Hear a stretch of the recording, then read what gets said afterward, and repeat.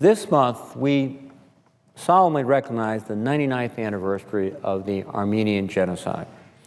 99 years ago, the Young Turk leaders of the Ottoman Empire summoned and executed over 200 Armenian community leaders and intellectuals, beginning an 8-year campaign of oppression and massacre.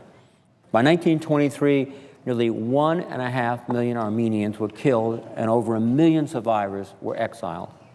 These atrocities affected the lives of every Armenian living in Asia Minor and indeed throughout the world. Henry Morgenthau Sr., who was the UN ambassador to the Ottoman Empire during President Wilson's administration and who had urged intervention, later remembered the events of the genocide, saying, in his words, "I am confident that the whole history of the human race contains no such horrible episode as this. The great massacres and persecutions of the past seem almost insignificant when compared to the sufferings of the Armenian race in 1915.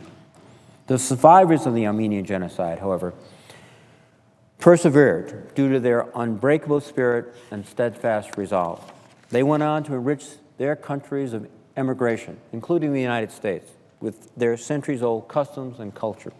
That is why today we not only commemorate this grave tragedy, but we celebrate the traditions, the contributions, and the bright future of Armenia. In particular, I want to note the incredibly strong Armenian American community in my home state of Rhode Island.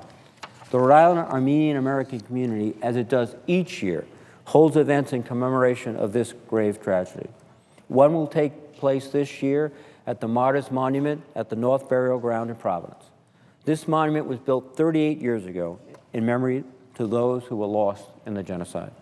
This year, I once again joined my Senate colleagues on a resolution that encourages the U.S. to officially recognize the Armenian Genocide.